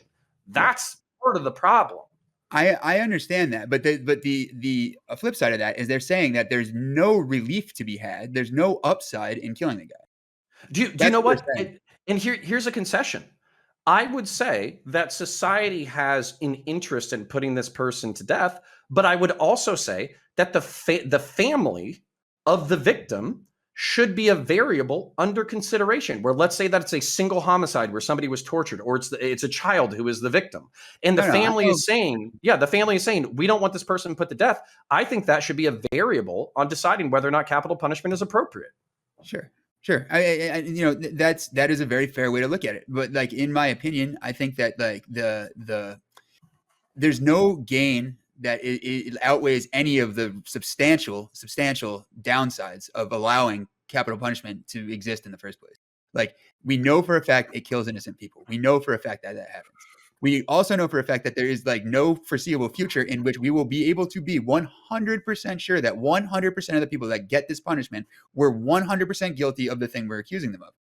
It is impossible to hold that standard. I understand we can get close, but that means that somebody eventually is going to die, like that doesn't deserve to die. And I'm not okay with that. And then besides that, like the examples that we use when foreign countries are like authoritarian hellscapes, like we want to compare it to China, right? And we'll say that China's like, system is backwards for X, Y, and Z reasons. This is the type of ideology that drives people to become the kind of terrorist that you're afraid of, like, or that we're trying to deal with here, right? Like, this is the type of thing that like this moral corruption is something that gets leveraged into a major slight against this country that like we ought to just nip it in the bud and not do this. I think like every other first world country, like all the European countries, most of the European countries have gotten rid of this. Like, I think most of the European countries, in fact, I think every European country has like a maximum sentencing allowance of like 30 years. And a lot of places, I think it's 20, no matter what you did. Like, and like those things I'm not necessarily advocating for with as much fervor as I am saying that the death penalty needs to go away. Well, if it makes you feel any better, I'm a fucking barbarian. I'm going the fucking way of the West. Don't do that. I'm telling you that our position is less what's barbaric is allowing people that have massacred innocent people to exist. That's barbaric. Why? What is that's fucking disgusting. Continue to feed, give them health care, and pay for their fucking heart transplants and shit like that, like we did for Charles Manson had heart surgery and shit, or Charles who died of medical complications after like fucking cancer that we were paying for, by the way, for over a decade. Fucking ridiculous. That's barbaric. Allowing those disgusting pieces of shit to exist in this country, well, we know that they did these things. That's barbaric, right? Because what? Because you're afraid that you're going to feel bad if you maybe get the wrong person. What I mean, really, it's not even about feeling bad. It's like literally. Stop. If you look at the people that have been exonerated of like the death penalty, most of these cases are from like the 80s and the late 70s, early 80s, early 90s, when we didn't really have a lot of the techniques we have now that get people put onto death row in the first place now. So yeah, a lot of those cases are being re-examined with new techniques to look at evidence, and some of these people are getting exonerated. A very tiny percentage of them, by the way, but some of them, yes, are being exonerated. And this is part of the appeal process, right? We go through the evidence again. If new technique comes out, the defense can say, "Hey, we want it to go through this process," and hey, sometimes it works out. Most of the time, it doesn't. 98% of the time, they're still fucking guilty and on death row. And a lot of these people admit that they did these things. A lot of these people have pleaded guilty. A lot of these people are on video doing these things. Right? So, what's barbaric to me, right, is allowing these people to exist. And I don't really care if like I think it's like it's like 40% of the families report like closure right after these people are killed, right? But really, that question itself is kind of fuck it. Hey, did this person die help you heal, or did this person die give you closure? No, because the family member that they took away from you is still gone, right? So that doesn't really help. These people are still emotionally damaged. They're going to be emotionally damaged for life. All I'm suggesting is that we stop paying for these pieces of shit and we get rid of them. So, are you okay with an innocent person dying for? That is unfortunately. Is that what you're saying? That is unfortunately a reality of having any criminal justice system at all. Sometimes people are going to get locked up for 30 years and they didn't do shit. right? Sometimes people are going to plead guilty to shit they didn't do because they felt pressured, their family was threatened, and we're never going to find out. And those people will suffer. Their lives will be destroyed. Their families will be destroyed. These totally innocent people. This is just the reality of having a justice system. Okay? That's so. There's mean, such no, an it asymmetry. doesn't have to be No. There's an like- asymmetry. You can unjail someone, right? So the Wait, death hold on. penalty is something But completely no, listen unique. to what, no, but No, I mean, but they compare this lose to their the lives standard. though, either way. Though. Compare But, this like, to the standard you guys were creating, right? Hey, we don't know 100% of the time. We can't know perfectly if these people were guilty. So we just shouldn't execute them. Well, hey, that we can know perfectly that everybody that's in prison for 30 years right now, 25 years, 10 years, has their fucking lives destroyed, their families destroyed. True. For fucking generations sometimes, right? No, it's absolutely true. We but, can't like, know the thing that they is, are like, 100% guilty. We don't have perfect knowledge, right? So hey, maybe But it we doesn't just have to be shouldn't put them in perfect. It's prison for hedging our 10 years. bets, right? Like, there's a clear difference between death penalty and like locking someone away for 25 years and their lives are like mostly ruined, and then they get like, you know, a retirement bonus of like $5 million, right? Like, there's a clear difference between those two scenarios. But hey, if we And like, execute I know somebody, we're using this term barbaric. Like, I don't if think we execute somebody wrongfully, we'll pay out the family $5 million and move on. Okay, shit happens sometimes. We have a justice system. Mistakes happen. Yeah, We're like, I get humans. the We gotta shit accept some error happens and it's sometimes. gonna And happen. move forward. It's But again, argument. But it doesn't it's have to 90, happen. 90 Because hold on. society It's serves 2 just as point. well It's like if they're it's in under jail. 3% No. of these It people. doesn't Like, as have to Under happen. 3% of these people You have been just- exonerated I'm sorry, since the but, like, 70s. So I- 90 okay. something percent of these people are guilty. They did do 90 shit something. no. It's The like, mo- it's okay, like like, 97% like, of the these most people logical- are on death row because they did awful shit that lets them be on sure, death but row and they should be 3% is executed. important, Like, right? look, This is like, the 3% It's is not important. important No, enough to hold throw on, away everybody. the entire fucking concept. No, Okay. that's ridiculous. This is You can't like use the ideologically it's just too inconsistent bad argument here. Hold with on. your You can't use drugs the thing. it's just too bad argument here because there's literally a very minimal downside of just jailing them in prison for the rest of their life. What? Yeah, there's Like, very little downside. Wait, but we don't. But we Like, don't know that they're that's actually too guilty. bad What if they were argument. pressured by their brother? What if their family was What threatened? if? They pled What, guilty. what if it was? What a if- I mean, magical what if we use? just What don't- if they what did if- it you because know, they're a time This traveler is from the the fucking future? argument you were Stop making. the Right? next So hey, maybe Hitler. we shouldn't put people in prison for No. life without the possibility It's of not parole, the argument because I'm there's making. zero possibility that we'll have perfect knowledge and we'll know exactly what happened 100% of the time. My Okay, argument so, like, isn't based on That's perfect too knowledge, bad though. is a Some double-edged trade-off. argument that can be applied to anything, and it's completely irrelevant. Let's just like get like to the tax, so to speak. Wait, Like, but the whole argument point you guys were here. making was basically Nirvana fallacy for the last hour. No, I mean, no. You guys are asking No, for no. perfection if No, we're going to don't- do this don't thing. group Or me you wouldn't with, ask for like- perfection in any No, other case. It's I ridiculous. don't think anybody here actually had like some sort of like we agreed on anything. Like, I think all of us have like a slightly different, like, varying perspective on like what's okay and what's not okay, right?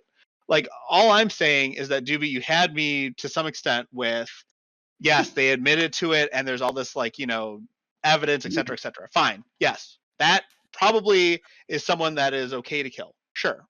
But like suggesting that we need to like, I think Manson actually would have counted for that, right?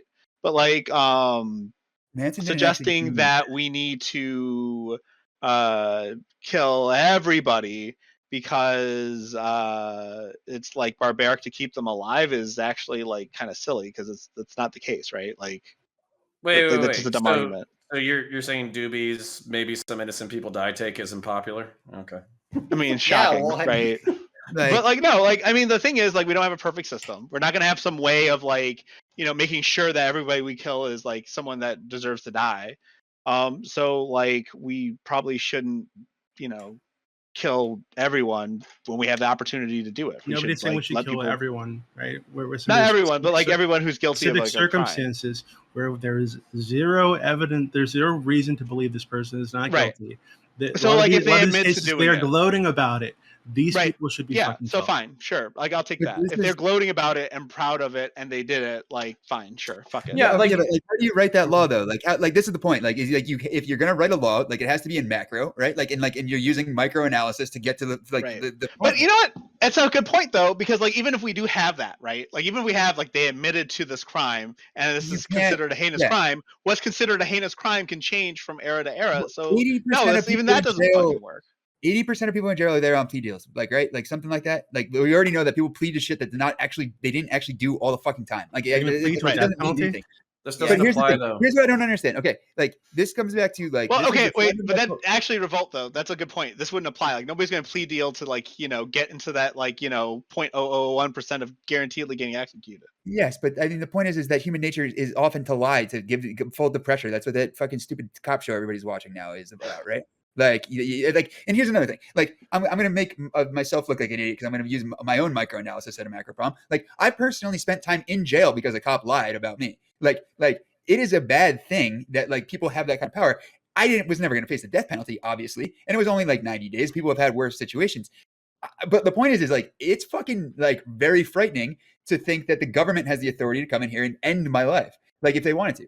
Like you maybe have never been on the end of something they might want to end your life for, but like I know that I have, and it's a reality that I don't want to really live in, where like the government can kill me.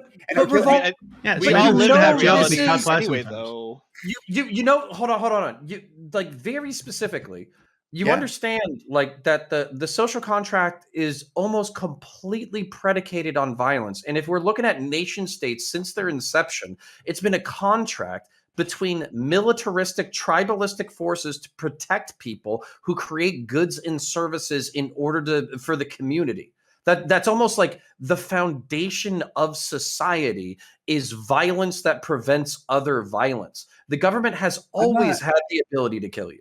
Always. Yeah, by the way, I know that, but you're not supposed to. Like, you know what I mean? Like, this is, and this is what I was getting at with Doobie for a second. Like this is essentially the reverse. Like, you're taking the reverse position of your anti-drug argument, right? Like, you want the government to allow you special exception so that you can break the "thou shalt not kill" rule, right? Like, so that you will feel better for a little while. Like, and that's it. Like it is completely like antithetical to the fucking idea like that like you're going after some kind of like consistent application of justice here. So like that second thing, no. But like that first thing where you said like it's not supposed to be like this. Like no, that's exactly like Counterpoints is actually absolutely right. Like this contract between like the warring tribe, the warrior tribe, and the like government goods producing tribe is actually like kill you if you're revolt a citizen. It's revolt. Not hold on. Does anyone have a problem with the fact that like a president, the administration is the one wanting to do this and calling on it? I mean, I'm happy. So I don't actually think that's a problem because I think it's a huge problem. Like, well, you don't think that the court or you don't think that the Justice Department or like the main prosecutor I can make this point, like, putting in a writ of certiorari saying, "Hey, we want the court to take this action." Is a problem. Like it's the January 6th inquiry commission like is an equally large problem. Like the executive branch should not be naming people that it wants punished for things. I think that's a fucking huge problem. Wait, revolt. You have to walk me. They're in control of the prosecutor. I understand. You have to walk me through something. You said that like it was either Doobie or me. I don't know who you're referring to. And you said that you wanted us to get the government to make an exception so we could violate the law, "Thou shalt not kill." Can you explain that? Yeah. Like I was memeing slightly, but like the point is that like you're not allowed to kill anybody. Like murder is illegal. Like and you guys want to kill somebody, and like the reasons you want to kill somebody are that they had like also killed somebody, I guess. And like the point is that like it is just inconsistent to say that like we're making this exception to an otherwise steadfast rule that's universal across the land. Like it's no. I want to be very specific because this is actually something that's really frustrating for me in Twitch and Twitter politics. We use murder left, right, and center to describe any kind of homicide. Murder is very specific. It's an illegal action. It is not something that's done by the state. Also, self-defense is not murder. Law enforcement attempting to make an arrest is not murder if basically that person shoots and then they shoot back. That is not murder. So no, hold on. This is like a Christian like elementary school, Sunday school understanding of homicide that doesn't even stand up to scrutiny within the Bible or the justice system. So I would like you and everybody who's watching this fucking panel to reconceptualize the way that they think about homicide. And on top of that, think about like war and self-defense. Like these are real examples that you consume in media all the time that are not murder. Like what the fuck are we talking about? He didn't say murder though. He said "thou shalt not kill," right? Yes. Specifically, I specifically did that to avoid what you just did, which is funny. But like the point that I was making, like overall, and like again, I love self-defense. Like I'm happy. I hope somebody comes and gives me a chance to one day, seriously. But like beside that point, I'm not talking about that. Like I'm talking about the fact that like under controlled and rational, normal circumstances, like in a normal operating procedure of the country, should not be to execute people. Like it is just like an anathema to like the fucking rule of law. Okay, we fundamentally disagree, and we still disagree. Amazing. Okay. Yep. So what should we do about this disagreement now? First, oh, sorry. I'm gonna break into Revolt's house, and we're gonna see what's up. Yeah, let's see what happens. We got a couple of big dogs, and then like from there it's shotguns. So we'll find out. I'm just okay. Okay. Well, that's all memes. All memes. Okay. All memes. Any which way. Well, that got weird. So to my audience, we will continue on with the content. We are going to go into our open walk-on panel right after this. We're just going to end this, give these individuals a outro, but we'll still have content for you as we always do. If you have enjoyed this content, hit that follow button right now. Make sure notifications are on so you know I'm going live. I do 6 nights a week. Don't want you to miss out on all the content that we provide. !social and chat, or our social media. Follow us on Facebook, or Facebook. What the fuck was that for? I'm sorry. Oh man, where did that come from? Anyway, follow us. Get off Facebook. Make it Facebook. Follow us on Twitter for channel updates. Jump into the Discord, where we'll have our open panel, right, and everything else. The whole community is there, which will be a part of the community. It's a lot of fun. So jump in and have those arguments with us. And then YouTube, where you'll find the VODs here, right? So they live there, not here. Like, comment, and subscribe. One more thing, and now she's on screen for it, so it'll make it less awkward. Oh my god, yeah, hooray, she did a thing. Tomorrow we have Amazon Lily. The roundtable, it's coming back because of Amanda Smash, our friend right there. It was all up to her. She assembled an Avengers type team, right, of amazing females, and I just want to give her complete credit for that. I'm very excited to do it. So tomorrow we'll be back Tuesday 8 p.m. Eastern. Come check it out with us. And so we'll give people an outro, and we'll start with Amanda Smash. Go ahead. Yeah, I'm Amanda. Typically, I'd ask you guys to follow me, but tonight I'm going to ask Rat Dog Nation to follow Problematic Pan. So please go do that.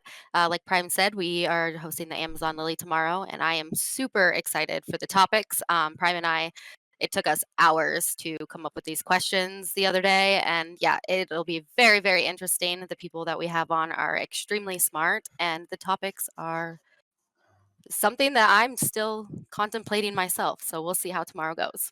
Yep. All right. And again, thank you very much, Amanda, for all your efforts. Okay.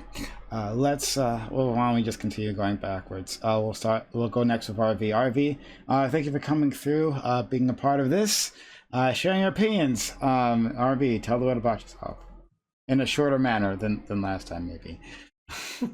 Yeah. No. I'm Doobie's guest. I'm also Prime's guest. Smash is also the one that invited me here, so thank you, Smash. That's really cool. Again, Uhuru just means freedom in Swahili. Nothing crazy. So freedom to everybody. I want everyone to be safe, happy, and enjoy the things that we get here in America. And yeah, I hope to do this again. Hopefully we can do this more often. I like the stream. I think it's cool. And if you want to talk to me on Discord, it's the same name with 0957 as the number. And check out discord.gg/politics to come by the server because the community's awesome. Thank you. Next, Revolt Rise, who's falling apart as we speak. Revolt Rise, thank you for making it. I know you had tech issues, but you made the effort. And it's definitely much appreciated. It was really good having your perspective on this, especially since you have such strong opinions. So Revolt Rise, tell me what about yourself. Yep. Thank you very much. Thanks for having me as always. It was fun. Good panel. I like you guys. And look forward to doing it again soon. In the meantime, I'll be yelling into the void that is Twitter at Pro and Hendrix on Twitter. Follow me, and I'll see you guys around. Mad Latin here with us, along with our friend Amanda. Fantastic mods who make this happen, who make this community a possibility with their tireless efforts. And I do mean tireless. They do quite a lot.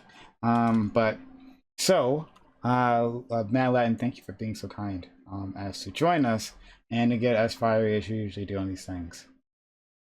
Well, thanks for having me. Always glad to be here. Thanks for platforming me and giving me an opportunity to talk politics. Like, seriously, before I discovered this channel, talking about politics was something I did every day, and I hated it because, like, just nobody had done any research. Everybody was just had shit takes regularly anyway, and the whole experience was awful. Like, I would be trying to educate and having a hard time with that even. So hanging out with folks who do their due diligence and research and have good points and can actually go back and forth with me and educate me is a fantastic change. And I really appreciate the fact that we can actually have these discussions and for the most part, keep it adulty. So, yeah, you know, for the most part. So this is all my stuff. I run a chess teaching business. So if you're interested in learning chess, you can visit me at hypechess.com. I'm going to be streaming a lot more now because there's a book coming out. It's officially done, submitted to the publisher. So look out for that in like 2 or 3 weeks. I'll be able to start sending out links and telling you what to do, all that stuff. It's going to be like a beginner intermediate level book. I think it's like, for those of you who know chess, it's like good through 2000 ELO in a sense. But it's fine for beginners to pick up. It's fine for really strong players to pick up. It's just really good chess philosophy combined with like what to do. So I'm really excited about it. You can follow me on Twitter. I'll be posting more about this book soon. And then my Twitch handle is there. And yes, GSU, we've got training to do because our Bughouse experience was awful. We have to work on that. But yeah, thanks for having me here. Always glad to be a part of the panels for sure. Thank you. All right, and also once again, very proud. Got a book coming out. So much work to do that, but you made it happen. So, good on you. Dark Lord and Savior, Doobie strikes again. Doobie, thank you for coming through and giving your interesting perspective on this. I wish I had gotten a chance to engage with you more on this topic. And in the last one too, because I think we can have some interesting discussions there. But still, you engaged with everyone else, and you did a fantastic job of it. So thank you for spending some of your time here, because you could be doing other things. Thanks for joining our community. Thanks for having me. So for those of you who don't know me, I am Doobie from the Politics server on Discord. Like RV said, he is from that server. I've known him over 3 years. Beautiful person. A wonderful person. He's like a brother to me, okay? But I'm really torn right now because Amanda actually, the Amazon Lily thing that she put together. She worked really hard to put this together, by the way. Some of the people that are going to be on this panel tomorrow are from my server. Really intelligent, just amazing women that are going to be on this panel. I'm really excited for it. But it's like a double-edged sword because we also have like Yakubian antics from Amanda, trying to steal the rat dog thing from me, trying to appropriate my brand. Really fucked up. I don't appreciate it. Fucking colonizer. So please don't do that. But thank you for putting together the Amazon Lily. Prem, thank you for having me. I had a great time. Fuck you, rat dog's mine. Wait, is this like the captain thing all over again, except with rat dog? It's Yakubian activity. Love to see it. IP theft. All right, fun. Let's go. Next we have a VIP. His name is Counterpoints. Counterpoints, thank you so much for coming. Thank you for barely holding it together. But doing all that here. There's other places where you could scream like a maniac, but you scream like a maniac here on my channel. That's much appreciated. So, Counterpoints, tell a little about yourself. Yeah, so my name is Connor. I identify as centrist or center right. I'm a Marine veteran, law enforcement veteran, and a science fiction and political and philosophy nerd. If you're into Warhammer 40,000, science fiction, religion, or any of that kind of crap, type in !Connor, !CONOR into Prime's chat. You should be able to pull me up. Alternatively, you can type in Counterpoints common spelling into YouTube or do _counterpoints_ on Twitter, and you can find me there as well. I would recommend following and subbing to all these beautiful people, but in particular, if you haven't followed Prime already, please do so. He's obviously put together these 10 heads bouncing off of each other and screaming at each other for weeks and weeks and weeks and months and months and months. And I do appreciate his hard work. It is, I will probably die on stream from a cardiovascular related incident, but it is fun in the meantime. Also, I got to meet Problematic Pan before he started streaming. So if you would be nice enough to give him a follow or a sub or something like that, I think that would be awesome. I think we should all support each other in our growth and how we do. And, even if I viscerally, as Revolt can tell you, even if I viscerally disagree with people, I do like the battle of ideas, and it's very fun for me. So I appreciate you all coming to yell at each other with me. Have a great night. Thank you. And next, right, the people everyone's been talking about, right? His name's been on the lips of, as everyone here, Problematic Pan. Thank you for coming through and being a part of everything that we're doing. We've been wanting to include you. We've had some trouble, but here you are. Yeah, well, thank you everyone on the panel for, saying nice things about me. It really does mean a lot. I'm a libertarian streamer, so I'm pretty out there on the Twitch politics scene, but I like to give my side a reasonable presentation. In the future, I hope to start some book clubs where we can go over some popular essays or maybe even books in the future to maybe give the Twitch lefties a little bit of perspective on what we believe. I think that would be fun. Some other fun stuff planned coming up. Everyone, I really appreciate all the love. I love this panel. This panel was really fun. I know it got heated, but I thoroughly enjoyed myself. But yeah, so thank you all for the chance. Thank you, Prime. In the future, I'd love to see. I can't wait to see Amanda's Amazon Lily panel tomorrow. So everyone here should tune in for that. And yeah, I guess thank you everybody. And yeah, have a good one. Have a good one. Next, last but not least at all, we have Fanatic.